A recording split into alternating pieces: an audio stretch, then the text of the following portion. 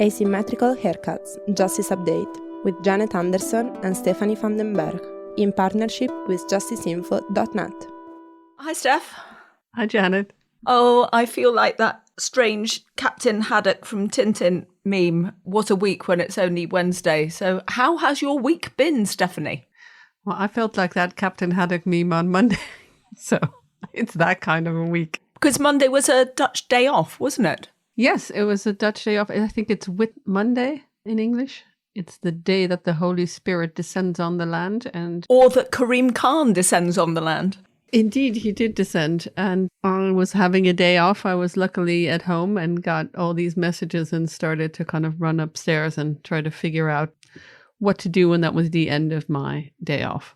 And I was I'm living in Lithuania. I was in another place called Kaunas, the second city, where I was just preparing to start work on a whole conference with trauma experts from around the world who are trying to help Ukrainian veterans. So I sat at a lunch table while this came in and explained to trauma experts how the ICC operates and what was going on, which was really interesting because these are all adjacent experts. They're not part of our world, but they are PhD holders. Yeah, you'd think they know the basics. Well, they kind of think they did, but I was explaining to them and they were just absolutely wide-eyed because really, is that how it works and what's going on? So I thought it was quite fascinating to see it from their perspective. You were in The Hague though, so what was actually going on in The Hague? Well, there was a lot of grumbling and annoyance from the press corps, which of course were not the most important, but basically they dropped us without even a warning, like you might want to be close to your computer on a national holiday in the Netherlands. And that left a lot of people to scramble. And it also meant that a lot of people who were on call weren't the usual ICC experts. And then the people on call are the one that has to send the urgent messages. And the statement from the prosecutor's office was quite legalese, even though they tried to make it for, I think Kevin Heller calls it the educated follower.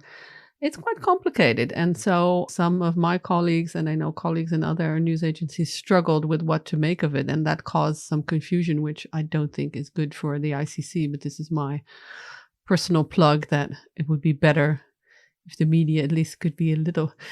If they gave a heads up. I mean, just to be in your computer. And then he had plenty of time to have a sit-down 30-minute interview with CNN, which was done before the announcement. Yeah, and that was an exclusive for them, which gave them it was a really good interview. We'll come back to making a little clip out of it. But there was no press conference. There was no opportunity for anybody else to ask any questions at all. No, it wasn't. And there was also lots of press outside the ICC on Monday, of course, trying to get something. He wouldn't walk outside and just say something. And more damning to me that there's, of course, some communication with the office of the prosecutor, but whatever question we asked, also technical questions, they said you should watch the prosecutor's interview on CNN. Oh, yeah. Okay. Well, in case you've been living under a rock or in case you've just stumbled on this podcast thinking that we're going to discuss haircuts or something else, we are discussing today the request for arrest warrants that has come out of the International Criminal Court's prosecutor, Karim Khan. So, bit of terminology, ICC will use OTP, meaning the Office of the Prosecutor. And today we're going to look at what has happened, what we know and what we don't know. And I think we've all been talking about this, but we're so into this that we haven't said arrest warrants for what. So we should say, of course. I know. We'll get there. You'll get there? We're going to get there. Don't worry. No. I mean, like, for what? For the situation in Palestine, as the ICC calls it.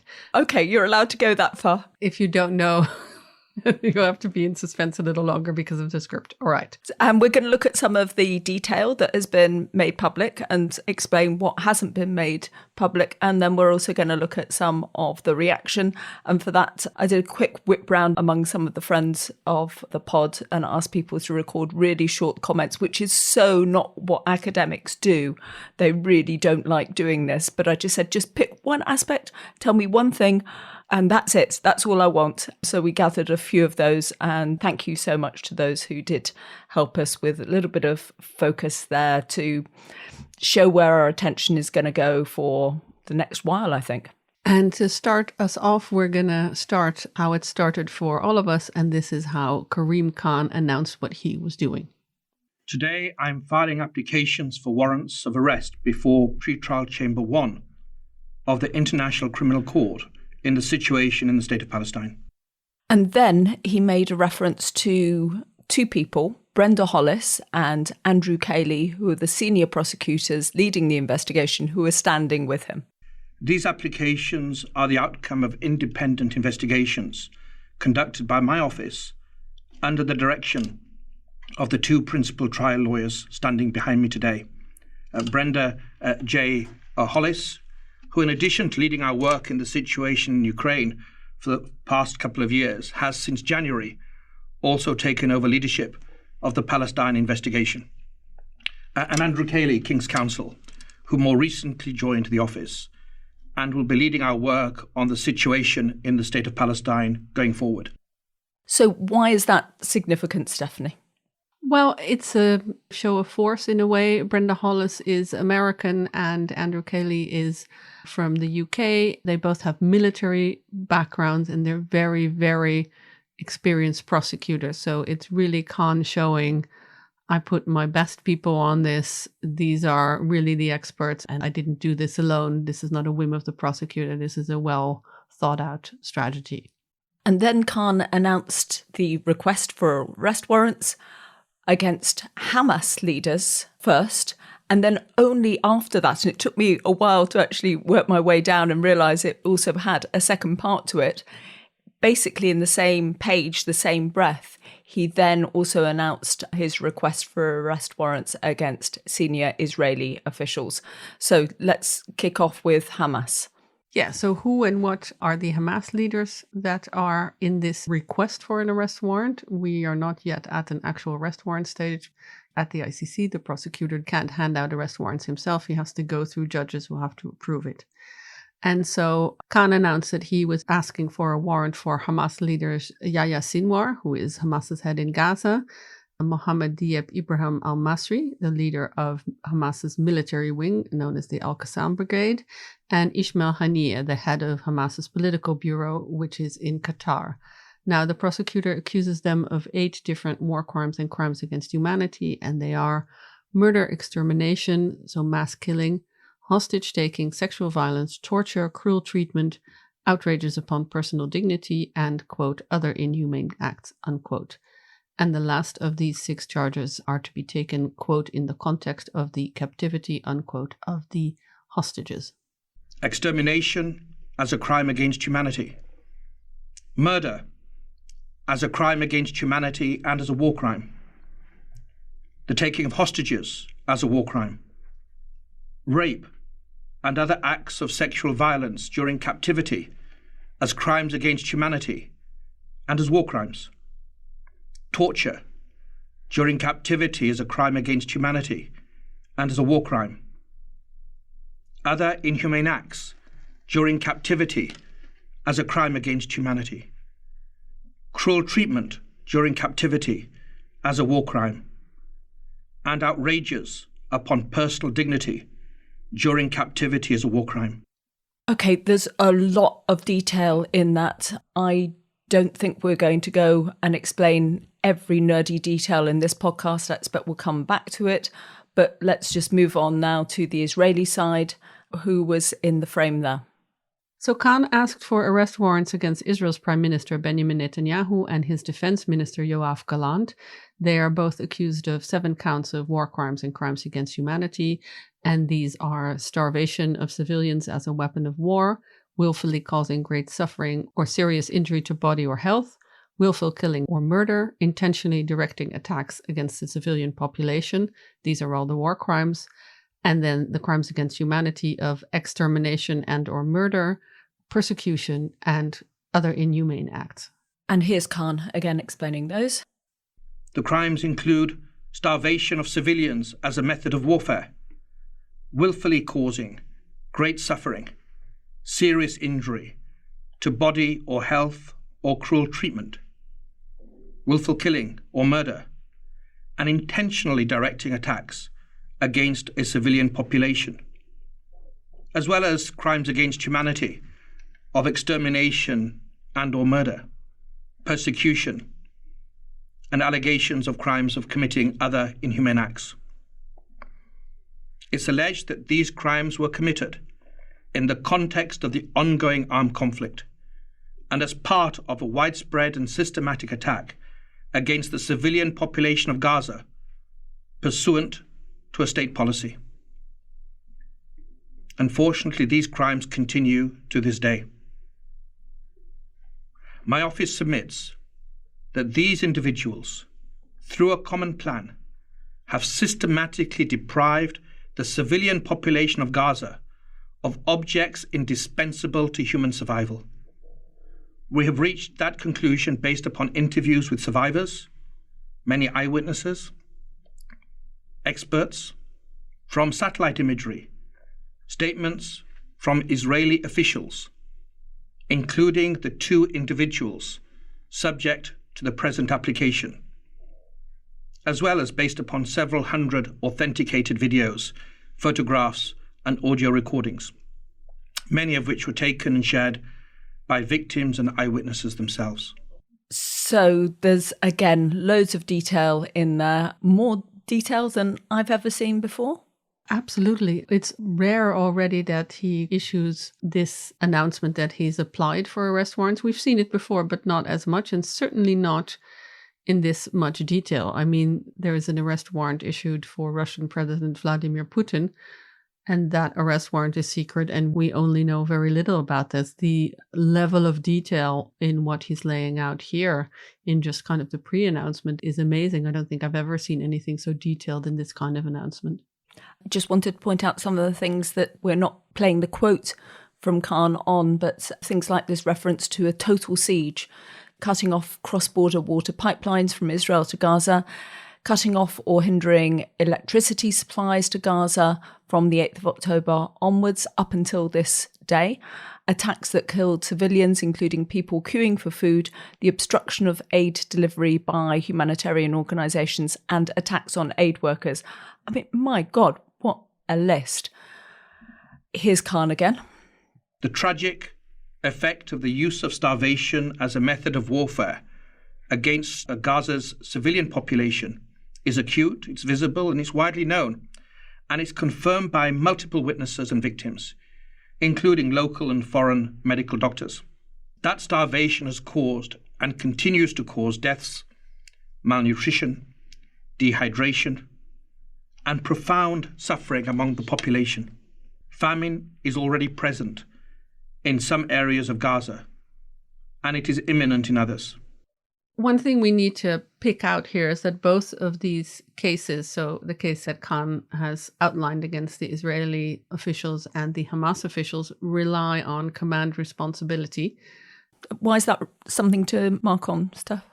Well, command responsibility is usually tough to prove in court, and especially at the ICC, there is different modes of liability. So at the UN Tribunal for the former Yugoslavia, you had this joint criminal enterprise, which doesn't exist at the ICC. And so already it's hard because you have to prove that somebody in power knew what the people on the ground were doing and directing. And there have to be some lines. And so you need a lot of so-called linkage evidence.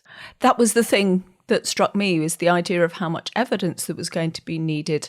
And if I think about the time that I've spent in Palestine, I mean, the people who have access to knowing exactly what's going on and who's saying what to whom, the people who are doing the monitoring of phone calls and getting the transcripts, those are the Israelis, or maybe the Americans with the Israelis, sometimes with the Palestinian security forces as well. So would the Israelis be handing over material? Would the Americans be handing over material?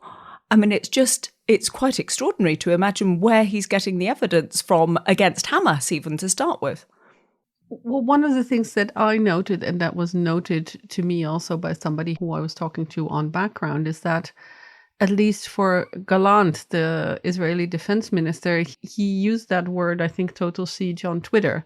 And so if you are the defense minister and you tweet that, and you are the prime minister of that cabinet, and you don't take action against your defense minister, then that is a kind of implied, and not maybe consent, but you kind of go along with it. That's also been quoted at the International Court of Justice, hasn't it?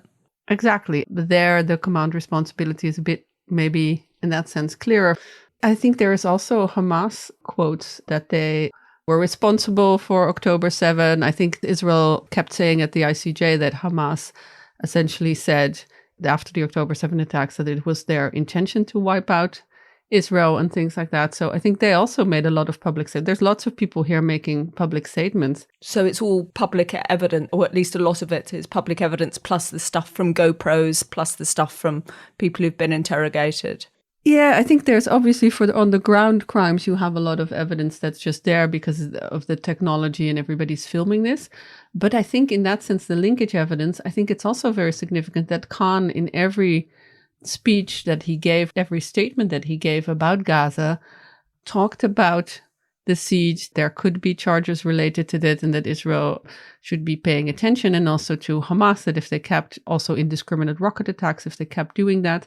And so that is also evidence. If the prosecutor of the International Criminal Court tells you, don't do this because this could be a crime under my jurisdiction, and you continue to do it, that is also evidence that you do know what's going on, and it is continuing, so you're not acting against it. So I think that's also part of it. Should we kind of pull back a bit here and provide a bit of context? I think you've been in the same situation I've been in, with people just constantly asking you, what do you know? And do you expect it? And when do you expect it? And do you have any sources, etc., etc.? There's been such speculation surrounding the potential for these requested arrest warrants. And there's been such a lot of criticism of the Office of the Prosecutor about how long this request has taken. Why don't you give us a bit of long memory stuff, Stephopedia, explain the context? We have to go way, way back. The Palestinian Authorities have been trying since day one at the ICC to kind of become a member. Initially, they tried with the first prosecutor, Luis Moreno Ocampo, but got rebuffed. And then later, in 2015, they got in after they were accepted as a UN observer state, which somehow was enough of a statehood for the ICC or the prosecutor to accept an investigation. That was under Fatou Bensouda. She started to kind of make steps to maybe open an investigation. So this is after what the ICC calls a preliminary examination. In 2020, by asking judges, I want to open an investigation, but it's complicated and I need judges to tell me if I actually have jurisdiction here. And then in 2020, the judges said, yes, you should do this. And then she held off a little. I think she wanted to leave it to the following prosecutor, or I'm not exactly quite sure how that went. It was all very confusing, but eventually there was an investigation opened in 2021. It looks at crimes committed by Palestinian nationals or on the territory of the Palestinian Authority since 2014, because that's a referral of the Palestinian authorities. And after the events on October 7 and the subsequent attack on Gaza, there was a referral by 5 states in 2023. But I mean, lots of people were asking then, okay, Khan has apparently inherited this investigation. He's now got 5 states lobbying him hard on this. He's making various visits to places like Rafah. He actually gets in to Israel and then into the occupied territories. But loads of people were really worried that, in fact, in the end, he wouldn't open, not that he wouldn't open an investigation, but that he wouldn't actually go all the way down the line. And they were really worried that it was going to be kept in secret and that we would never know whether there were really arrest warrants or not. So it was an awful lot of, God, there was just so much speculation, wasn't there, over the last month? So much speculation. None of us that I know had good sources really on the inside. Just to correct one thing, you said he had a visit to Rafah. He had a visit to the Rafah border post on the Egypt side because he has not yet been inside Gaza. Not been allowed to go inside Gaza because obviously Israel there controls the borders. Well, I've been in Gaza more than Karim Khan has because I've been there and I've worked there in the 1980s. But let's just start kind of using a few of our expert voices who've added in here. Reached out to Melanie O'Brien, who's a visiting professor at the moment at the University of Minnesota and also president of the Genocide Scholars Association. Very much friend of the pod. Thank you, Mel, for responding. And she decided to focus on the bigger picture and the irony of all of this very critical commentary that we've been subjected to. The request for arrest warrants for leaders of Hamas and of Israel is positive progress in the ICC's Palestine investigations. Of course, the irony is that the OTP was receiving criticism for months over why it hadn't called for arrest warrants yet, and now they're being criticised for requesting arrest warrants.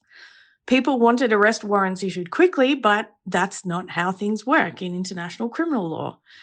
I've been saying for months that Karim Khan will be wanting to dot his I's and cross his T's before bringing any charges against perpetrators in the Israel-Hamas conflict, because he will want to ensure that there is a good chance of conviction even from the start. And investigations into international crimes take a long time. We're talking about a large number of crimes committed against thousands of people.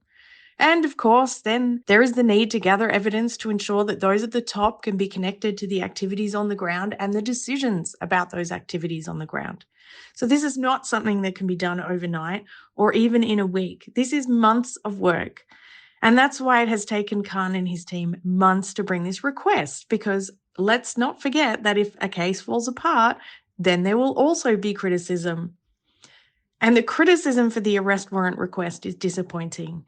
States that claim to uphold the rule of law are criticising the ICC for upholding that very same rule of law, decrying the request to issue arrest warrants for members of a democratically elected government. Well, democratically elected officials can also commit war crimes, and when they do, they should be held just as accountable as authoritarian dictators who commit international crimes.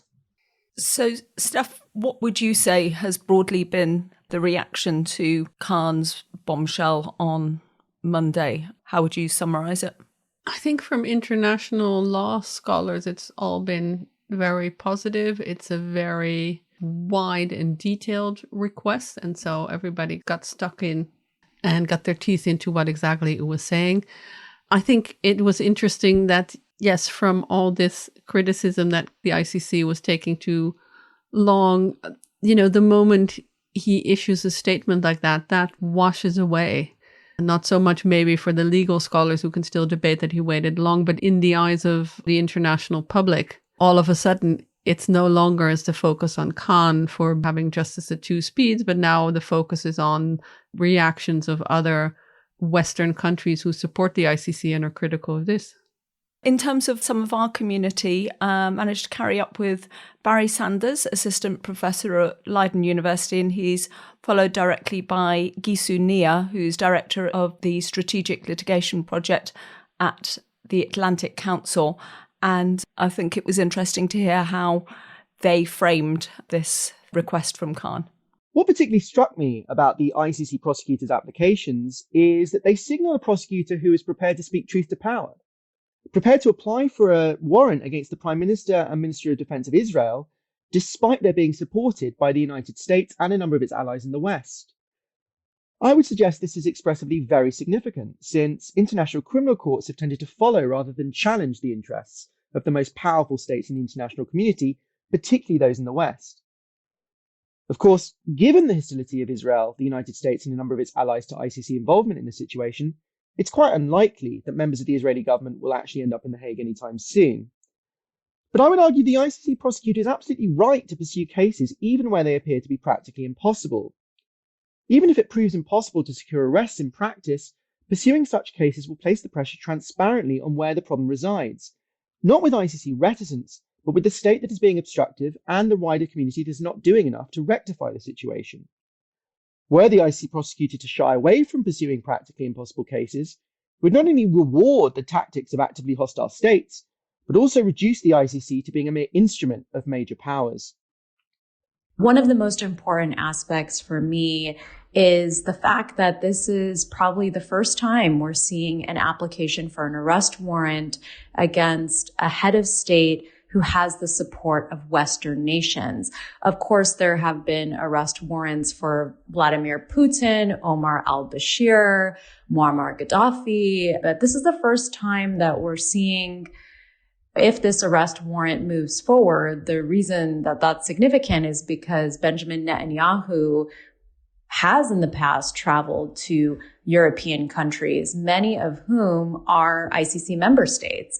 And so they'll be put in a real dilemma similar to the kind of issues that South Africa has dealt with in the past when Omar al-Bashir visited, and also during BRICS when they were considering a physical visit from Vladimir Putin. And of course, that didn't happen. And really, I think we're going to see that some European countries are not going to want to have to choose. We've already seen many European states come out and affirm their support for the ICC, for the independence of the court, for the impartiality of the court. So I think they're not going to want to be put in that sort of moral dilemma and legal dilemma, frankly, since they're going to have an obligation to turn Netanyahu over to The Hague. And so I think this presents a real issue for Netanyahu. There are some observers who say that this will have a quote unquote rally around the flag effect, that any ICC action is going to be viewed unfavorably by the Israeli public, and that Netanyahu's flagging approval ratings or his sinking approval ratings will get a boost if Israelis perceive an external threat. But I don't know if that's going to be the case. I mean, this is a time when Israel really needs to go around the world and to its allies and make the case for its continuing military action in Gaza, which has become fully indefensible. And so if Netanyahu and his defense minister are hampered and restricted in their movements, I think that pretty soon there's going to be an increase in sentiment in Israel that Netanyahu has to go. And they do have elections, and there will be an option to replace him with someone else, unlike in many dictatorships where people cannot easily replace out a leader who has an arrest warrant against him. I mean, it is seismic. I mean, it really is a bombshell, isn't it? I can't get over that this is just such a big thing. The court knows that as well. Are you hearing people in the court kind of acknowledging that stuff?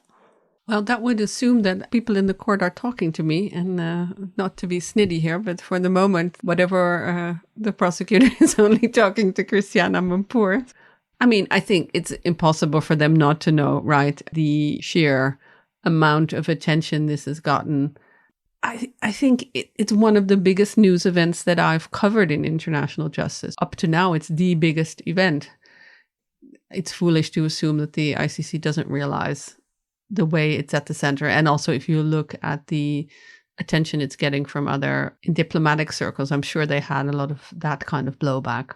So we said one thing we'd be looking at is some of the detail and understanding some of the elements that Khan has been focused on here. Another thing we'll definitely be looking at, harking back to Gisu's comment, will be, I remember how it was with Omar al-Bashir, the Sudanese president, when he was traveling around. There was Bashir Watch to see what would happen. And we will be watching, less likely to be watching the Hamas leadership because they don't do a lot of travel, but maybe Netanyahu, maybe Gallant, where they're traveling and who might be obliged to arrest them and how that might work. What else will we be looking at in this field? What other implications does it have? One of the things are that it adds to these cases that we see in Germany and in the Netherlands about arms exports to Israel. Because if you have a prosecutor of the International Criminal Court who thinks that there are charges that there are reasonable grounds to believe that they're committing war crimes and crimes against humanity, there's a lot of states, especially European states, that have provisos in their arms exports licenses that say that they can't deliver those to countries that may be committing war crimes and crimes against humanity. And if you have this statement from a very authoritative senior international justice figure saying that that might just be happening, you know, that bolsters up these cases in national courts that are looking at the arms export. I am sure that people in the OTP are watching very carefully what reactions they're getting out and maybe some of the criticisms, maybe some of the blowbacks that we'll come to later. I checked in also with Alonso Gomendi, who's based at King's in London, who does a lot of reaction roundups on Twitter. And I asked him what he's actually seen so far. Well, in terms of the reactions to the request for arrest warrants by the Office of the Prosecutor, I think we have seen states, particularly Western allies, which have been the ones that have made the most statements so far. They mostly have fallen around and along the lines that we were expecting. So the United States and Israel being the harshest critics, sometimes with language that I would call unbecoming of diplomacy.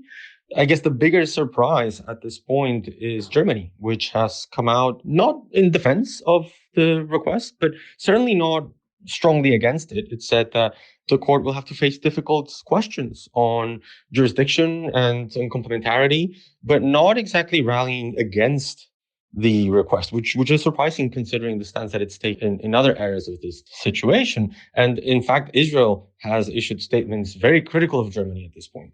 So it is interesting to see where everyone else will land. We're still waiting for most of the global south to issue statements. I will continue tracking them and trying to analyze what all of this means. And I want to give a shout out to Alonso here for those wonderful Twitter threads tracking the reactions of countries, because they're extremely useful to lazy reporters like me. So thank you for that. I want to say that since Alonso spoke, I saw this morning that the German Minister of Foreign Affairs had said that Germany would actually arrest Netanyahu if arrest warrants were issued. So I guess the adherence to international law trumps Germany's pro-Israel stance in that sense. We should also note that there have been a number of countries who've actually decided to recognise Palestine as a state. What was it? Norway, Spain and Ireland? I spent my Wednesday calling around a whole new host of international legal experts on legal aspects of territorial declarations and statehood. And there, the consensus was that this is mainly a political move with no real legal implications. So thank God we don't have to do a whole podcast about it. But one of the things that it will do for the ICC case is that if this moves forward and actually becomes a case before the ICC, it is likely that Israel or the defense of the Israeli suspects will challenge the jurisdiction of the court. And that is bolstered if you have more states recognizing Palestine as a state, especially big Western backers of the ICC. Yeah, but it is an absolutely standard critique that you hear coming from the United States, from Israel itself, and from some others, that they do not recognize Palestine as a state. And even some members of the ICC don't recognize Palestine as a state. So maybe the United States was not the only one to have tried to persuade the Office of the Prosecutor behind the scenes not to go ahead with what he's just done. Let's just hear the very quick clip of what Karim Khan actually said in his interview on CNN. This situation, unfortunately, lies on the San Andreas fault of international politics and strategic interests. And of course, I've had some elected leaders speak to me and be very blunt. This court is built for Africa and for thugs like Putin, was what one senior leader told me.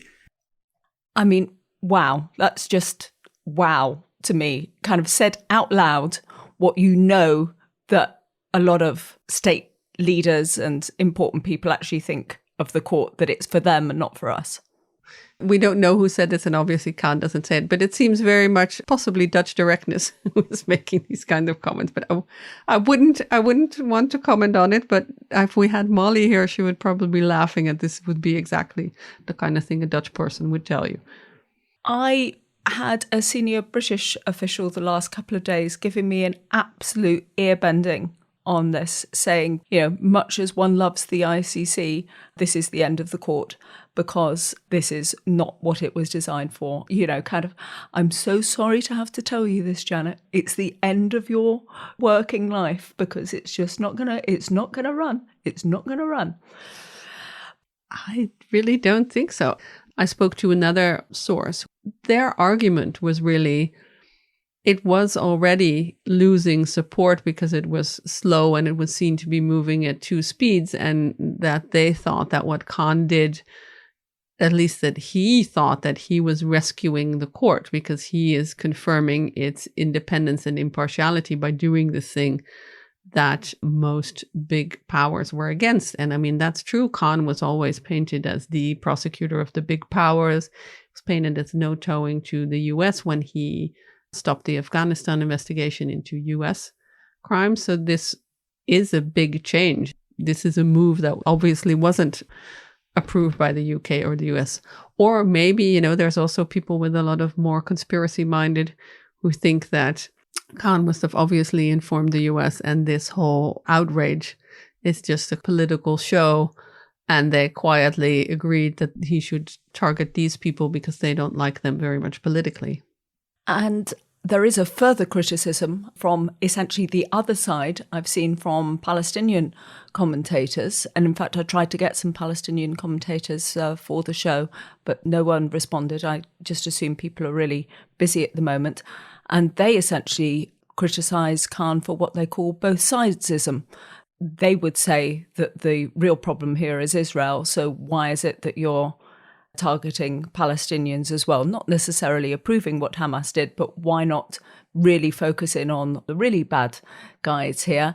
Also, the critique that what we had understood when we had had a little bit of insight into the preliminary examination that you mentioned, Stephanie, we had seen that potentially there could be some looking at some broader issues, like this huge one, the result of the occupation, the settlement of another population and the transfer of populations out, and maybe even the issue of apartheid, which comes in under the Rome Statute. And there was a lot of hope that the investigation might actually be based on that. But this one is essentially, at least how it looks at the moment, it is just on the most recent events.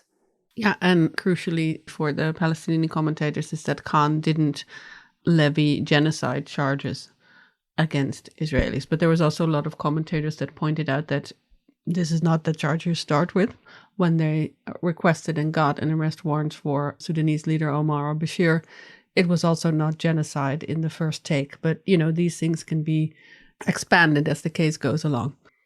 So I also caught up with Chantal Maloney, who is an international law professor at Milan, and she is also representing some of the Palestinian victims at the International Criminal Court. I thought it was interesting to hear from her that she's actually relatively positive about Khan's move.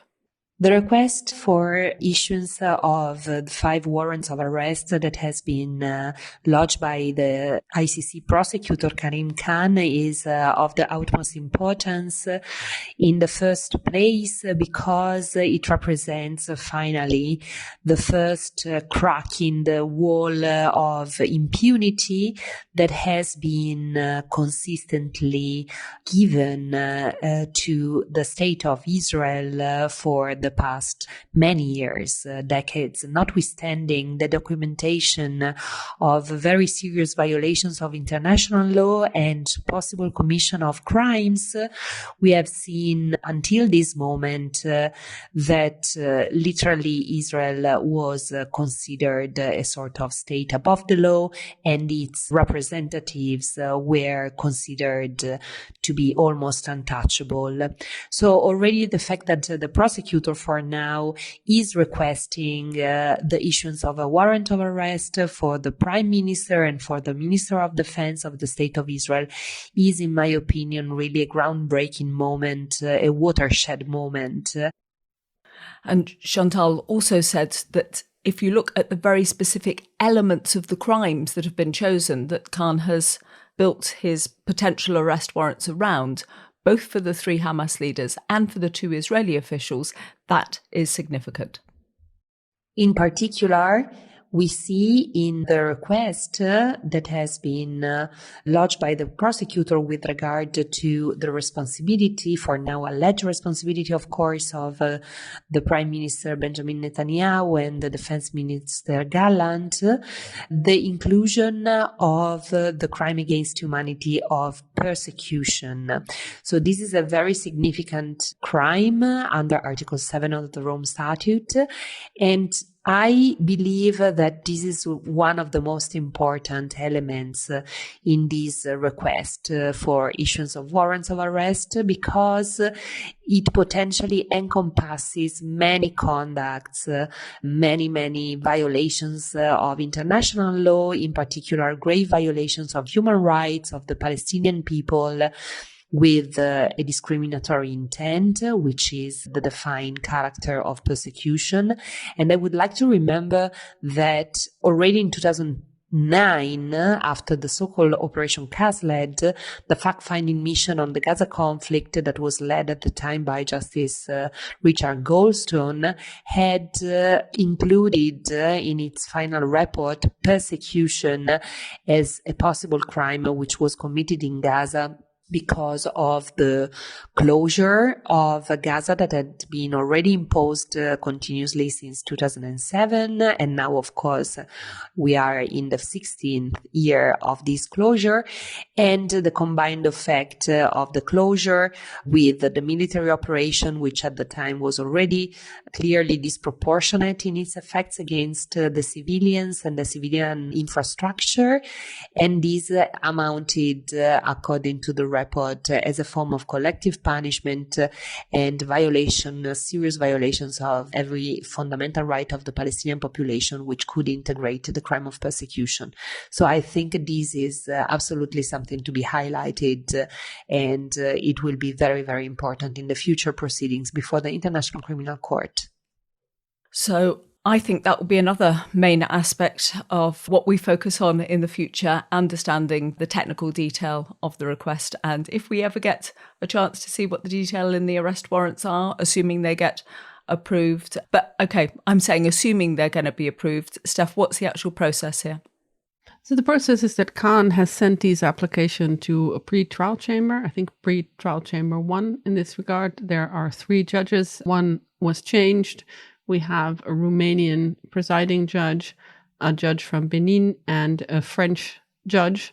The Mexican judge was swapped out at her own request in April already, because I think it explains that her husband is some kind of high Mexican diplomat and with the Ministry of Foreign Affairs, who was in that position when Mexico was one of the states that referred the Palestine situation. So her place on the bench could impact maybe if the court is seen as impartial. And so the judges allowed that she recuse herself from this case and swapped in the new French judge, who I also know as a judge at the Kosovo court. And how long will they take, do you think? It's hard to say. I was trying to game that out, of course, to figure out when I should start getting worried. But somebody told me the quickest the turnaround they saw was 2 weeks. But others have been 4 weeks, months, even 6 months for some of these things. They could also reject it outright, then you could appeal. They could be amending charges. There's a whole lot of things that could go on. I would say that 2 weeks is probably quite on the fast side. Also, if you take into account that 2 of the judges on this panel just kind of rotated into the ICC at the beginning of the year. So I would suggest that maybe they might take their time. Maybe they'll want to make their time to make sure in this first and probably the most scrutinized decision.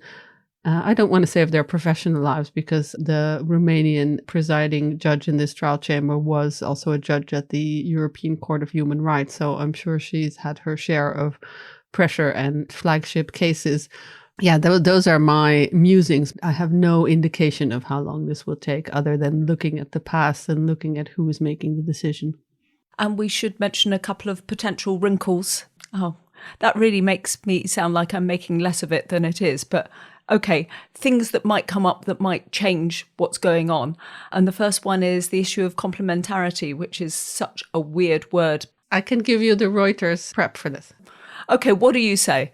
So complementarity is, I explain it as the ICC says it's a court of last resort, so it can only step in if states are unwilling or unable to investigate and potentially prosecute the same crimes. And so complementarity is if you as a state go to the court and say, oi, I am already looking at these people. I have a nice and functioning justice system and it's doing a great job. And I'm already looking at all the underlying things that you're saying. And I'm looking at the same people you are, and I'm carrying out my own investigation. So you should really stop. That is how complementarity kicks in. But it has to be on the same conduct as well, doesn't it? I mean, if you look at what this is about, which is the siege of Gaza and the hostage taking on the other side, just the very broad things, I don't think these are elements that have gone through the Israeli courts, at least as far as we know. I haven't seen much of that yet, but complementarity doesn't have to be right from the beginning. You can start it in reaction to this to stave off an ICC prosecution. And Khan did also warn about that complementarity does apply, but it really has to be shown to be a real and genuine investigation into broadly the same conduct. Just it doesn't have to cover exactly the same crimes in the sense that crimes that are in the ICC statute are not always listed in the same way in national jurisdictions, but it does have to cover broadly the same conduct. So if you just have another word for how you describe it, then that's fine, but you do have to actually go into the substance of the crimes the ICC outlines. I think maybe that's also a reason why the prosecutor has given such a detailed account of what he is requesting. He's saying, this is exactly what I'm looking at. So if you're going to investigate this, these are the high points you have to hit. And the other way to stave off an ICC investigation is to get the United Nations Security Council involved, because that's part of what was agreed in the Rome Statute, that the Security Council is the ultimate body on peace and security, so they can do something. Yes, and I can Stefapedia here, but I'm going to caveat that before by saying there's a lot we don't know. I know that under Article 16 of the Rome Statute, the UN Security Council can delay an investigation or a prosecution for a year, and then it can indefinitely renew that. But does it have to be initiated by permanent members of the Security Council? I was thinking maybe the UK and France as permanent members, they could initiate this? I think that every member of the Security Council can table a resolution, right? Every member of the UN? I'm not sure. We would have to figure out how you can get a resolution in the UN Security Council. Maybe it's every country. Then you have to get the Security Council to take it up. And has it been done before, or what else don't we know? I think there has been an attempt, and there is even a deferral for peacekeepers, I think, in the Sudan situation. But the things we don't know is, what does it legally mean to stop a prosecution or an investigation?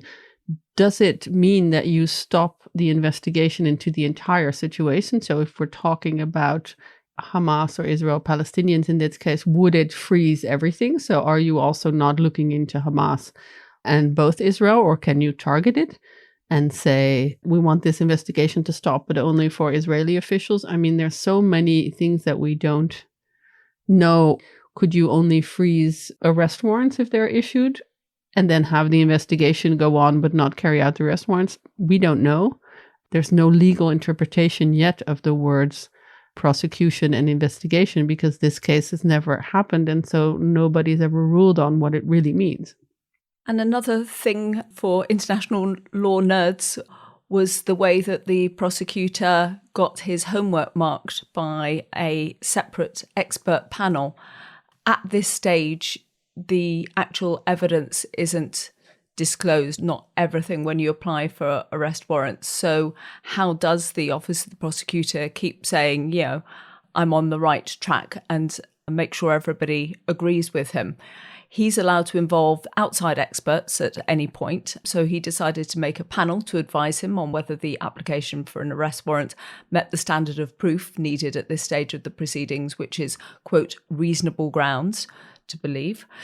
And the panel of experts was composed of some truly impressive authorities, which We'll run through quite briefly Lord Justice Adrian Fulford, who's a retired UK Lord Justice of Appeal, and he was a judge at the ICC. Theodor Meron, who was former president of the Yugoslav Tribunal. He's Israeli-American, and he's a Holocaust survivor himself. He also worked for the Israeli Diplomatic Service previously. Elizabeth Wilmhurst, former Deputy Legal Advisor at the UK Foreign Office, and also including Amal Clooney, who is a British barrister, Oxford trained. She's done stuff at the International Court of Justice, and she's also worked at the Special Tribunal for Lebanon and the ICTY, and she's special advisor, I think, on Darfur to Khan. Also noted he had academic advisors, including Marko Milanovic from the AGL Talk blog, who was also on our podcast, I think, or if he hasn't, we really want him to be on one of these days, Marko. At least I know I interviewed him. Fun fact, I sat next to Theodor Meron at a dinner many, many, many years ago and was telling him what kind of critique some of his decisions at the Yugoslav Tribunal were getting. And one of them was from Marko Milanovic, writing on the Edgehill blog. And Meron was very dismissive at that point. But I presume that they've buried the hatchet and moved on beyond that. So this is, I mean, it's new, isn't it? We've never seen something like this before. I understood, though, there was some kind of a precedent. Kevin John Heller, the special advisor on war crimes to the prosecutor, said that seen a precedent at the Yugoslav Tribunal. What's the precedent for this? Well, the Yugoslav Tribunal for a while was also looking at war crimes potentially by NATO allies in bombing sites in former Yugoslavia, now Serbia and Montenegro, when they wanted to stop the war in Kosovo. And the Office of the Prosecutor decided not to bring any charges and kind of had that backed up by a panel of experts looking into these incidents of NATO bombings, whether they amounted to a case. So a bit different, but really interesting, because a lot of people, I assume, at that point saw that as confirmation that essentially the ICTY was a NATO court.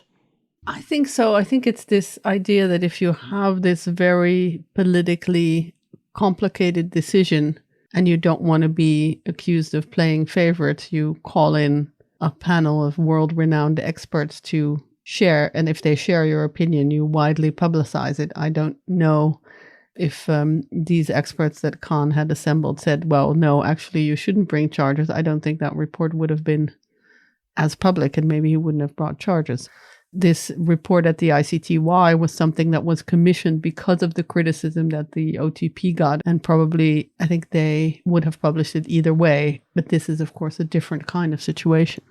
Just to note the other element of Kevin John Heller connection, that many of those experts that have just read out some of the names of also have connection to Doughty Street International set of barristers in the UK that Kevin has been associated with.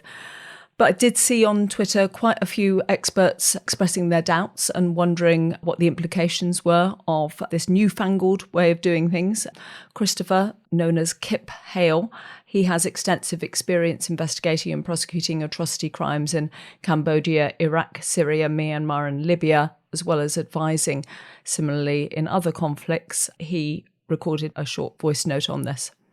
With the caveat that there's inherent limitations commenting on the outside on a prosecutorial maneuver, practitioners online and elsewhere have commented on the following types of issues with respect to the external panel review. First, its timing.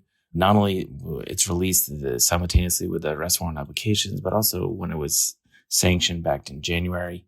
Second, its composition.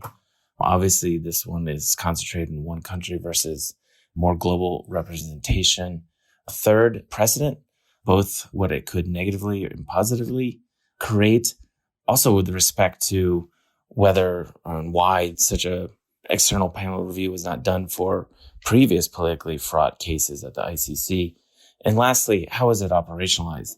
Confidentiality and other related issues, both with respect to evidence collected by the ICC and it may have received from third parties, including governments, are as important consideration. All of this are the types of questions that needs to be answered to fully evaluate the utility of this expert panel review and also to flesh out a criteria, which should have been something maybe was done in the past, but certainly something that should be done now moving forward.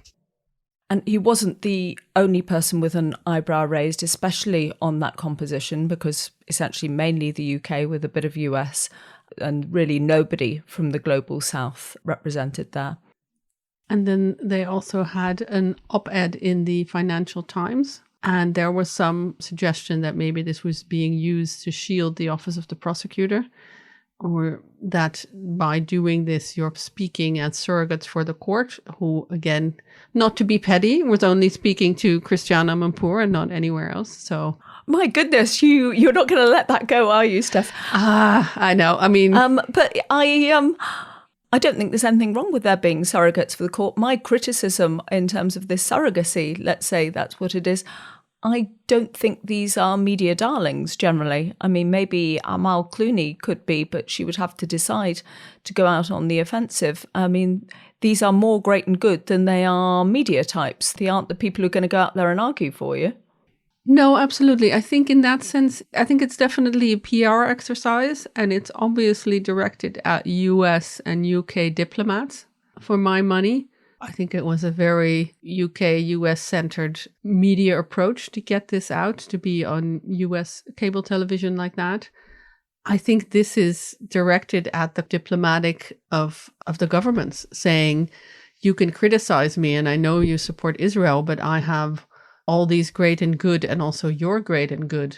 I absolutely do not want to diminish Theodore Meron and his contributions to international law. But, you know, he is, of course, a great person to defend you bringing these charges if you're going to get comments of being anti-Israel or anti-Semitic court, if you have an Israeli-American Holocaust survivor who oversaw the tribunal that said there was genocide in Srebrenica and things like that. I mean, that's the person you want. They have very good shorthand. Yeah, they did. They got it right in that sense, I think. Yeah, and some of the people I spoke to who are also critical of the OTP were really impressed with the experts they got. And these were people that they looked up to. So I think in that sense, that worked. And it's relatively easy, maybe, if you're the UK Foreign Office, to drop Karim Khan because he's not in your government anymore and he's the ICC prosecutor. But the Baroness Kennedy, you know, that's a different situation. Yeah, and Elizabeth Wilmhurst, I mean, as formerly one of your own former legal advisor, these are big people. I just want to reassure everybody who's listening to us that we're really nearly at the end. Honestly, we're getting there. It's just, this is honestly the biggest story that we have. And what we want to throw into the mix now is that there is another court in The Hague, as we keep on having to explain to people. This is part of what I have to do with people from other parts of the world. Yes, there's the International Criminal Court, but there is also the International Court of Justice, which is why you're dressed up proper, I believe, Steph, as you might tell us at the end, that you also have to spend your time there. That's also a place where this particular conflict going on since October has been discussed. What's the Reuters summary on this? Last December, South Africa started a case against Israel at the International Court of Justice, which we shorthand as the World Court. It's the UN's top court for disputes between states. Quite immediately, it had asked for provisional measures, which are kind of like injunction orders. It usually takes years for a case to actually be heard on the merits, so in depth at the court. And so to ensure that things don't change or get worse, the court can issue these provisional measures. And South Africa has come to the court essentially again and again, now a fourth time, to ask for provisional measures. So last week we had hearings on this fourth request for provisional measures. They had asked the court to order Israel to stop its military incursion into Rafah in particular. But right at the end of the hearing, they changed it also to say that the court should order the entire military offensive in Gaza. That's the South African request to the court, to order Israel to halt its military operations in Rafah and Gaza. And of course, the Israeli response is that this claim of genocide makes a mockery of the crime of genocide, that it's ludicrous that South Africa is conducting itself as I think the quote is, the legal arm of Hamas, unquote. And they said last week that in Gaza there was a tragic war going on, but there is no genocide. And what's next? I think I just suddenly saw an alert as we were in the middle of recording. Something else is going to happen here?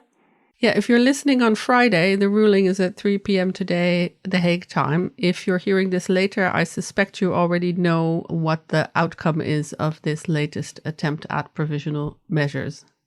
So to try and connect these two bits together, I asked a friend of the pod, Lucy Gaynor, who's at NIOD, the Netherlands Institute, looking at documentation of genocide and war crimes, because she had written up with a colleague an analysis of exactly how starvation might be charged at the ICC. And that's really one of the kind of connecting nodes between the two different sets of processes that are going on at the ICC and at the ICJ. So well done, Lucy, for noting that that was going to be something that was likely to come up. And she was looking particularly at how there might be different approaches from the different judges, but they might kind of, quote, interact, unquote, on the specific issue of starvation and on humanitarian access. I think really the interesting thing about these warrants, and it's something that a lot of people speculated on beforehand, it's not necessarily surprising that the crime of starvation is not charged as a form of genocide, because it will be so difficult to prove if that was the case. What is interesting in that regard is that now we have two parallel proceedings. We have the proceedings before the ICJ, which are restoked every time South Africa requests more provisional measures. And those proceedings are explicitly under the Genocide Convention. So we're explicitly considering starvation, the deprivation of aid, the prerogatives of allowing humanitarian aid to access Gaza in terms of preventing genocide, or Israel's obligation to prevent or not commit genocide. And then at the same time, you now have potentially these warrants coming from the ICC charging Israeli officials with the crime of starvation, but explicitly as a war crime. So it will be interesting to see whether, for example, at any ICJ hearings, that the Israeli legal team argues, well, this is a war crime, but not the crime of genocide, which would be an accurate legal argument, if not undermining of their original arguments before the court. But it's a potential argument that they could bring. But also for how those potential indictments alongside the ICJ case will now shape the discourse around both starvation and humanitarian aid in Gaza. So we're recording today, Thursday, 23rd of May. It's just coming into the afternoon. Why are you dressed up, Steph? What are you off to next? I'm off to the ICJ, in fact, not for the Israel-South Africa case, but there is a Mexico-Ecuador case that has also provisional measures ruling, because the amount of provisional measures at this court has ballooned since I started covering it, and now it feels like we have one every other week. But I'm also very much prepping for tomorrow, because I have a feeling this will be a big one in terms of legal decisions. Well, what can I say? Another seismic moment in international justice, but I'm on holiday from tomorrow onwards. So maybe you can just add in an emergency klaxon here yourself if something happens, because I won't be here. You're leaving me to mind the shop, Janet. You should know international justice does not take a vacation. Boo, is what I say to that. We all have to take vacations occasionally. I'll catch up later, and good luck, Steph, if you are left holding the baby in the podcast and the ICJ and provisional measures all at the same time. Oh, it's been one of the captain. It's been a week, and it's only Thursday. All right. Bye. This was Asymmetrical Haircuts, your international justice podcast. Created and presented by Janet Anderson and Stephanie van den Berg. This episode was produced in partnership with justiceinfo.net, an independent site covering justice effort for mass violence. Music is by audionautics.com, and you can find show notes and everything about the podcast on asymmetricalhaircuts.com. This show is available on every major podcast service, so please subscribe, give us a rating, and spread the word.